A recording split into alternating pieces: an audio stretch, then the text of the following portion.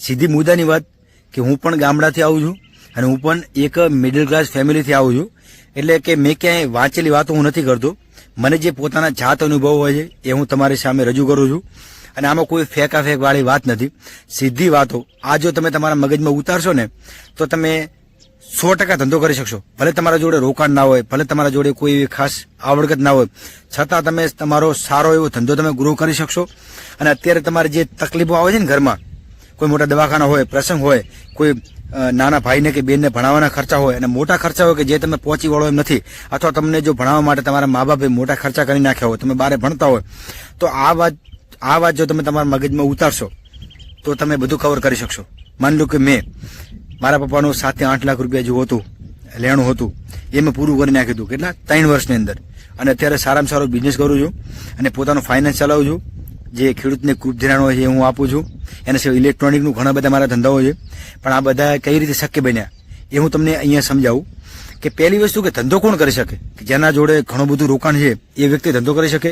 કે જેના જોડે કોઈ ખાસ આવડત હોય એ જ વ્યક્તિ ધંધો કરી શકે? તો ના ભાઈ, ધંધો એ જ વ્યક્તિ કરી શકે કે જેનામાં ખૂટ ખાવાની તેવડ હોય. 100 ધંધા ટ્રાય કર્યા હોય અને 100 માંથી એક જ ધંધામાં જો સક્સેસ થતો નથી, છતાં 101 વાર ટ્રાય કરે છે ને, એ સાચો ધંધાર્થી. અને ગમે એટલું નુકસાન આવી ગયું હોય છતાં એ કન્ટિન્યુ રાખે છે. મતલબ એ ધંધો બંધ કરતો જ નથી, કન્ટિન્યુ રાખે છે કે ના મારે એકવાર સક્સેસ થવું છે. એ જ વ્યક્તિ ધંધો કરી શકશે. આ મારો જાત અનુભવ છે. 10 વાર નુકસાન આવ્યું ભાઈ, 10 વાર. ઘણી વાર એવું થતું કે ભાઈ આ તો હું ખોટી લાઈનમાં આવી ગયો, કારણ કે ગવર્મેન્ટ જોબ છોડી દીધી. એટલું ઘરનું પ્રેશર, ફેમિલીનું પ્રેશર, ગામનું પ્રેશર, કે એક તો જોબ છોડે, ઘરની પરિસ્થિતિ એવી, અને અત્યારે હવે ધંધામાં સેટ નથી થતો. ભાઈ કેટલું સ્ટ્રેસ, કેટલું ટેન્શન લીધું છે મેં, પણ ભાઈ છતાં હિંમત નથી હારી. કારણ કે મને પસંદ હતું, મને ઇલેક્ટ્રોનિક લાઈન પહેલાથી જ પસંદ હતી અને મને ખબર હતી કે જો આ લાઈનમાં હું ટકી ગયો ને તો 100% સક્સેસ થવાનો જ ભાઈ. તો જ્યારે સ્કૂલમાં હતો હું ત્યારે 3 ઓપ્શન મારા જોડે હતા અને આજુબાજુમાં મતલબ આ જ વાત હતી કે ભાઈ કા વ્યક્તિ ભણી ગણીને સરકારી નોકરી લે, કા જો એ નોકરી નથી લેતો તો કોઈ પ્રાઇવેટ સેક્ટરમાં જઈને નોકરી લે, એટલે કે નોકરી લે, અથવા બાપ દાદાની ખેતી સંભાળે, અથવા જો એ પણ નથી કરી શકતો તો સુરતમાં જઈને હીરા ઘસવાના. આ 3 ઓપ્શન. અને અમારા આજુબાજુમાં લોકો પણ એ જ કરતા, 3 વસ્તુ કરતા કે કાંઈ સરકારી નોકરી લઈ લીધા, એ જો ન સેટ થાય તો સુરતમાં જઈને હીરા ઘસતા, એ જો સેટ ના થાય તો ઘરે જઈને ખેતી કરતા. તે ડરી જાય ભાઈ કે ના કે સરકારી નોકરી તો લેવી જ પડશે, કારણ કે બીજું કોઈ ઓપ્શન નથી. કારણ કે જો એ ના મળે તો ફ્યુચર તો ભાઈ બ્રાઇટ થવાનું જ નથી, બીજું કોઈ ઓપ્શન નથી. અને ઘરની જવાબદારીઓ, ઘરની પરિસ્થિતિ, મા બાપ પછી યાર ઘરડા થતા હોય, એ પણ પછી મતલબ ઘણું બધું સ્ટ્રેસ આવી જાય. જ્યારે તમે મેચ્યોર થો, એટલે કે 18-20 વર્ષની ઉંમર થાય એટલે તમે બધું સમજાવવા લાગે તમને છે. તો ત્યારે એટલો સ્કોપ નતો, અથવા સ્કોપ હતો પણ ગામડામાં એટલે સ્કોપ નતા. અને ભાઈ ત્યારે કોઈ કહેવા વાળું નતું કે એક સરકારી નોકરી એક જ ઓપ્શન નથી, એના સિવાય ઘણા બધા સ્કોપ છે. અને હરેક વ્યક્તિ કોઈ એક જ ફિલ્ડની અંદર એક્સપર્ટ કઈ રીતે બની શકે? અત્યારે લોકો એ જ કરે છે કે સરકારી નોકરી પાછળ બધાએ દોડ લગાવે છે. હવે હરેક વ્યક્તિ ભણવાની અંદર જ એવું બને જ નહીં કે ભણવાની અંદર જ એ વ્યક્તિ એક્સપર્ટ હોય. એના સિવાય ઘણા બધા સ્કોપ છે. માની લો કે મને ક્રિકેટ ગમે છે, તો જો હું ક્રિકેટ રમીશ તો હું સારો રમીશ, કારણ કે એ મને પહેલાથી ગમે છે અને મારા મનગમતી વસ્તુ છે, તો એમાં જ મારો ફોકસ આપીશ હું અને એમાં હું સારામાં સારો રમીશ. હવે આ મને ફૂટબોલ મને નથી ગમતી તો હું ફૂટબોલમાં ક્યારે આગળ નથી વધી શકવાનો ભાઈ.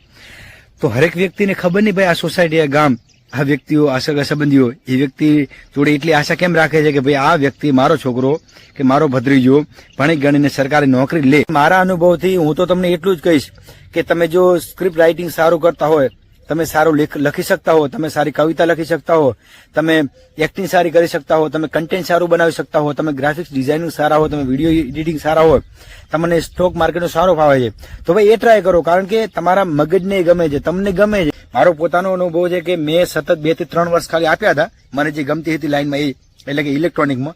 અને અત્યારે હું મતલબ રિટેલ ને હોલસેલ નું કરું છું. અને મને એટલો વિશ્વાસ છે કે હું બેસું અને બીજા કોઈ છોકરાને બેસાડું ને તો 100% ફરક પડે એમ ભાઈ. હું બેસું તો એટલું સેલિંગ થાય અને એ બેસે તો 50% સેલિંગ ના થાય. એટલે મારામાં તાકાત છે. તમને પણ હું એટલું કહીશ કે જો તમને સ્ટડીમાં રસ નથી, એવું નહીં, ફોર્સ નથી કરતો, જો બિલીવ મી યાર કે જો તમને એમાં રસ નથી તો તમે બીજી લાઈન પકડો, કારણ કે એમાં મહેનત કરવાનો કોઈ મતલબ જ નથી. તમને જો ગમતું નથી તો તમે એમાં ક્યારેય સક્સેસ નહીં થો. સીધી વસ્તુ વિચારો ભાઈ કે સરકાર જે કર્મચારીને પૈસા આપે છે એ પૈસા ક્યાંથી આવે છે? ક્યાંથી આવે છે? સરકાર જે સ્ટ્રક્ચર બનાવે છે એના પૈસા ક્યાંથી આવે છે? સરકાર જોડે ક્યાંથી આવે છે? તમે ક્યારે વિચાર્યું? પછી સીધી વસ્તુ છે કે કોર્પોરેટ સેક્ટરમાંથી પૈસો આવે છે, ત્યાંથી ટેક્સ આવે છે. કોર્પોરેટ સેક્ટરનું બીજું નામ એટલે બિઝનેસ ભાઈ. તો બિઝનેસમાંથી જ પૈસો આવે છે સરકાર પાસે. સરકાર કર્મચારીને આપે છે. કર્મચારી પછી એ જ પૈસામાંથી પાછું સરકારને ટેક્સ આપે છે. સીધી વસ્તુ, પૈસા ક્યાંથી આવ્યા? કોર્પોરેટ સેક્ટરમાંથી જ પૈસો આવ્યો. જો આપણે માની લઈએ કે ઇન્ડિયામાંથી કોર્પોરેટ સેક્ટર જતું રહે તો સાહેબ આખું ઇન્ડિયા ખતમ થઈ જાય. ઇન્ડિયાની કોઈ પણ દેશ ખતમ થઈ જાય. જો બિઝનેસ એને હટાવવામાં આવે તો કોઈ પણ દેશ ખલાસ થઈ જાય, પૈસો ના રહે. જયારે શરૂઆત હશે બિઝનેસની ત્યારે હું તમને કહી દઉં કે તમને ઘણું બધું સ્ટ્રેસ આવશે, કામ વગરનું સ્ટ્રેસ આવશે, કારણ કે પૈસો તમારા જોડે હાથમાં હશે નહીં અને તમારે ધંધો વધારો હોય તો લોન લેવી જ પડશે. અને જયારે લોન લઈને તમે ધંધો કરશો એટલે સ્ટ્રેસ આવશે, ક્યાંક પૈસા તમારા બ્લોક થઈ જશે, તમારે કલેક્શન માટે જવું પડશે, અલગ અલગ જવાબ આપશે કસ્ટમર, સમય ઉપર સમય આપશે. મતલબ આ રીતે સ્ટ્રેસ આવશે. ઘણી વાર એવું થાય છે કે ભાઈ હું કઈ લાઈનમાં આવી ગયો, આના કરતા તો નોકરીની તૈયારી કરતો તો ઘણું સારું હતું. ઘણી વાર આવું તમને થશે. ઇવન મને છેલ્લા 5 વર્ષથી, મતલબ પહેલા 5 વર્ષમાં એવું થતું હતું કે ભાઈ હું કઈ લાઈનમાં આવી ગયો, આના કરતા હું જોબ કરતો હતો નાની મોટી, એ સારી હતી. ગવર્મેન્ટ જોબ કરતો હતો એ સારી હતી, આર્મીની ખોટી 50,000 પગાર આવતો હતો. ગવર્મેન્ટની જોબ મેં પણ છોડી અને ગવર્મેન્ટની જોબ મારા ગામમાં એક બીજા ભાઈએ છોડી. હવે એ ભાઈ અત્યારે પસ્તાવો કરે છે, કારણ કે એની પછી એને એટલી મહેનત નથી કરી ભાઈ, તો એ અત્યારે પસ્તાવો કરે છે કારણ કે અત્યારે સારું એવું નથી કમાઈ શકતો. અને હું કમાવું છું ભાઈ, જેટલું આર્મીમાં પગાર હતો એને 10 ગણું કમાવું છું. મને પસ્તાવો નથી થતો ભાઈ. હું તો ભગવાનને હંમેશા પ્રાર્થના કરું કે થેન્ક યુ ભાઈ, થેન્ક યુ ભગવાન કે હું આમાં બચી ગયો. કારણ કે એની પછી મારી મનગમતો ફિલ્ડ એટલે કે ઇલેક્ટ્રોનિક લાઇનમાં હું આગળ વધ્યો, ઘણો બધો આગળ વધી ગયો. એટલે મને એનો કોઈ અફસોસ નથી. તો જ્યારે તમે માની લો કે ગવર્મેન્ટ જોબની તૈયારી કરવાનું તમે છોડો છો તો તમારે પહેલા પ્લાનિંગ હોવી જોઈએ કે હા ભાઈ આ સેક્ટર મને ગમે છે, તો આની અંદર હું એટલી મહેનત કરીશ કે જે લોકો અત્યારે મને ટોન્ટ મારે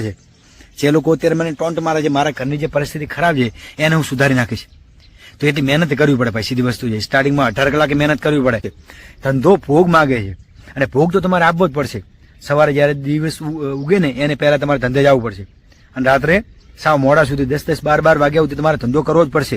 કારણ કે શરૂઆતમાં તમારા જોડે એવા હોલસેલરનો સારો કોન્ટેક્ટ નહીં હોય, એવા રિટેલરો નહીં હોય તમારા જોડે, જેન્યુઅલ કસ્ટમર નહીં હોય. આ બધું એડ કરવું પડશે, સારું એવું લોકેશન ગોતવું પડશે. મતલબ એક રેગ્યુલર ધંધો બની જાય પછી તમે ઓછું ધ્યાન આપો તો ચાલે, પણ સ્ટાર્ટિંગમાં તમારે ધ્યાન આપવું જ પડશે. સ્ટાર્ટિંગમાં તમારા જોડે એવા કામ કરવાવાળા છોકરા પણ નહીં હોય, તો બધું તમારે ધ્યાન આપવું પડશે. માલ લાવવો પડશે, માલ વેચવો પડશે, ઘણું બધું હેન્ડલ કરવું પડશે તમારે. તમે સમજ્યા? તો ભાઈ ભોગ માગે છે અને આ લાઈનમાં અત્યારે સ્કોપ છે, ધંધાની અંદર ઘણો બધો સ્કોપ છે. મને માની લો કે 0 થી હું ચાલુ કરું ને અત્યારે મને કોઈ વ્યક્તિ રૂપિયો પણ ના આપે ને જો મારે 0 થી ચાલુ કરવું હોય તો સર મારામાં તેવડ છે કે હું 0 થી ચાલુ કરી શકું. કારણ કે મારા જોડે બીજું કશું નથી પણ અનુભવ છે, મારા જોડે માર્કેટનો અનુભવ છે. મને ખબર છે કે કઈ રીતે 0 માંથી હું હીરો બની શકું. તો આ વસ્તુ તમારે શીખવાની છે ભાઈ, પહેલી વસ્તુ એ. તો આ રીતે ધંધામાં ઘણો બધો સ્કોપ છે. કઈ એવી લાઈન છે કે જેમાં કમાણી નથી ભાઈ. મેં 0 થી ચાલુ કર્યું છે. મેં 2019માં 0 થી ચાલુ કર્યું છે. મારા જોડે કોઈ બેકગ્રાઉન્ડ સપોર્ટ નથી, મારી આર્થિક પરિસ્થિતિ પણ એવી નથી કે મારા જોડે કઈ એવી પ્રોપર્ટી પણ નથી કે વેચીને હું ધંધો કરી શકું. પણ તકલીફ એ છે કે વ્યક્તિને તે સીધે કરોડપતિ બની જવું છે રાતોરાત. એને હળવે હળવે પૈસો નથી બનાવો, સ્ટેપ બાય સ્ટેપ પૈસો નથી બનાવો.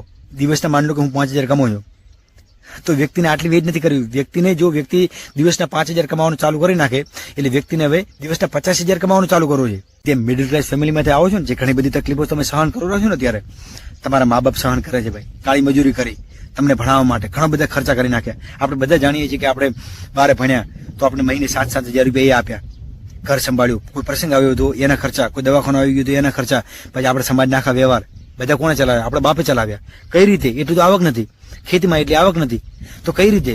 તો બીજા લોકો જોડેથી લાવીને ચલાવી ભાઈ. અને જયારે આપણા પપ્પા જયારે રિટાયર થશે કે ઇન કેસ અવસાન થશે તો આપણે ભરવાનું છે. આપણે ભરવું જ પડશે. એ વ્યક્તિ તો છોડવાનું નથી. આપણા ઉપર જે ત્યાં ચડ્યું છે, આપણા કારણે જે ચડ્યું છે, આપણે ભણાવવા માટે આપણા મા બાપે જે માથે ચડાવ્યું છે એ આપણે બધું કવર કરવું જ પડશે. અને તમે પણ જાણો છો, બધા જાણે છે કે 10-20 હજારની નોકરીમાં આપણે કવર નથી કરી શકવાના. મહિને 10 થી 15 હજાર તો વ્યાજ આવે છે ભાઈ. અને કદાચ વરે કોઈ એવો પ્રસંગ આવી ગયો એટલે વરે 10 લાખ રૂપિયા આપણે બીજા લોકો જોડેથી લેતા ફરશું, ફરી એનું વ્યાજ આવશે 20,000 રૂપિયા મહિને. તો ભાઈ આ વસ્તુને પહોંચવું હોય ને તો ધંધો કરવો જ પડશે. હવે તમે કહેશો ને વારંવાર ભાઈ આખો દિવસ તું ધંધા ઉપર કેમ વિડીયો બનાવે છે? તો ભાઈ જે વસ્તુનો મારા જોડે અનુભવ છે હું એ જ વસ્તુની વાત કરવાનો. અને એવું પણ નથી કે મેં સરકારી નોકરી નથી કરી, એને હું ફાગા મારો છું. ગવર્મેન્ટ જોબ હતી, આર્મીની જોબ હતી, મેં છોડી દીધી. તમને બધાને ખબર હતી કે 50,000 રૂપિયા પગાર હોય છે.